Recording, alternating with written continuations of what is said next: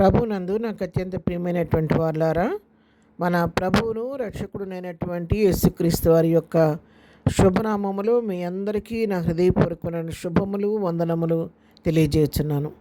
ఉదయకాల సమయంలో దేవుని వాక్యాన్ని ధ్యానం చేసుకుందాము. ఈరోజు వాక్య ధ్యానము కొరకు మనం తీసుకున్నటువంటి లేఖన భాగము కొరింథీయులకు రాసిన మొదటి పత్రిక 1వ అధ్యాయము 9వ వచనం చదువుకుందాం. మన ప్రభు అయిన యేసుక్రీస్తు అను తన కుమారుని సహవాసమునకు మిమ్మల్ని పిలిచిన దేవుడు నమ్మతగినవాడు. ఆమేన్. దేవుని నామమునకు మహిమ కలుగును గాక. అవును ప్రియులారా, తండ్రి అయిన దేవుడు మన ప్రభు అయిన యేసుక్రీస్తుని తన కుమారుని యొక్క సహవాసానికి నిన్ను నన్ను పిలుచుకున్నాడు. ఆయన నమ్మదగిన దేవుడు కాబట్టి లోకంలో చీకట్లో నశించిపోతున్న నిన్ను నన్ను వెతికి రక్షించి తన చిత్త ప్రకారం తన దయా సంకల్పం చొప్పున మనల్ని పిలిచి తన సహవాసమునకు తన సొత్తుగా తన జనాంగంగా చేసుకున్నాడు. లోకంలో ఎందరికో లేని ధన్యతను ప్రభు నీకు నాకు అనుగ్రహించాడు.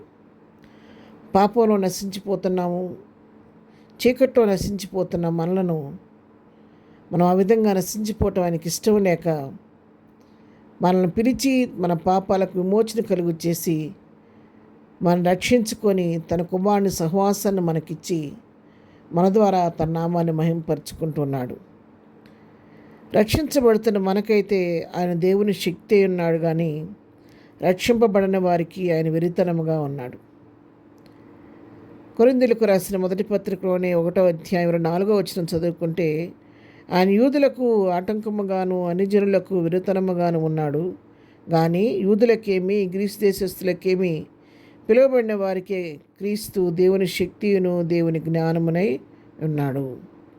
చూడండి, ఇక్కడ ఎవరైతే పిలువబడ్డారో ఎలాంటి కుల మత వర్గవర్ణ భేదాలు లేవు. పిలువబడిన వారికి అందరికీ ఆయన దేవుని శక్తిగాను జ్ఞానముగాను మన ప్రభు ఉన్నాడు. కానీ ఈ సిలువను గురించిన వార్త అనేకులు సహించలేకపోతున్నారు, దాన్ని అర్థం చేసుకోలేకపోతున్నారు. 18వ వచనం రాయబడింది, సిలువను గురించిన వార్త నశించుతున్న వారికి వెరితనము కానీ రక్షించబడుతున్న మనకు దేవుని శక్తి. నశించిపోతున్న వారికి ఈ సిలువను గురించిన వార్త తన కుమారుని యొక్క సహవాసానికి ప్రభు పిలవటం అన్నటువంటి విషయం అది వాళ్ళకి వెరితనంగా ఉంది. కానీ కుమారుని సహవాసానికి పిలువబడిన నీకు నాకైతే అది దేవుని యొక్క శక్తిగాను దేవుని యొక్క జ్ఞానముగాను ఉంది. రోమీయులకు రాసిన పత్రిక 8వ అధ్యాయం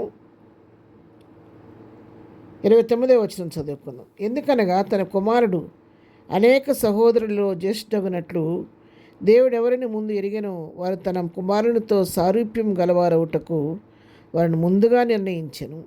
మరియు ఎవరిని ముందుగా నిర్ణయించెనో వారిని పిలిచెను, ఎవరిని పిలిచెనో వారిని నీతిమంతులుగా తీర్చెను, ఎవరిని నీతిమంతులుగా తీర్చెనో వారిని మహిమపరిచెను.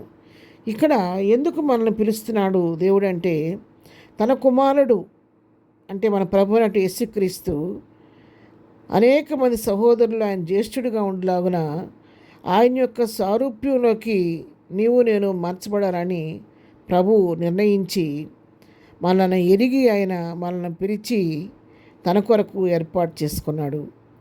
ఎవరినైతే పిలిచాడో, ఎవరిని ముందుగా నిర్ణయించుకున్నాడో వారిని పిలుచుకున్నాడు.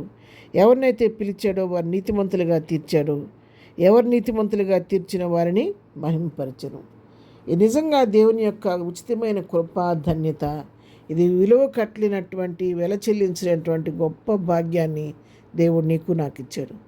అటు భాగ్యాన్ని అనుభవిస్తున్న మనం సంతోషపడి మన వరకు దాన్ని సరిపెట్టుకోవటం కాదు, కానీ నశించిపోతున్న వారికి ఈ క్రీస్తును పరిచయం చేసి ప్రభు యొక్క సహవాసానికి వారు నడిపించాల్సిన బాధ్యత నీపై నాపైన ఉంది.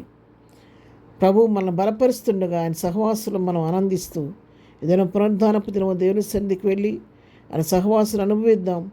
ఆయన రక్తమాంసాల్లో పాలుభారం అవుదాము. మనం వెలుగుతూ ఇతన్ని వెలిగిద్దాము. అనేకులకు క్రీస్తుని పరిచయం చేసి వారు కూడా కుమారుని యొక్క సహవాసానికి వచ్చినట్లుగా ప్రభువుని ఆనందించేవారిగా అనేకులను ప్రభు కొరకు సిద్ధపరుద్దాము. ప్రార్థన. ప్రేమగల తండ్రి, ఉదయకాలం మాకు ఇచ్చిన శ్రేష్టమైన లేఖన భాగాన్ని బట్టి నీకు వందనాలు. మాకు ఇచ్చిన రక్షణ బట్టి, కుమారుని యొక్క సహవాసాన్ని బట్టి నీకు వందనాలు.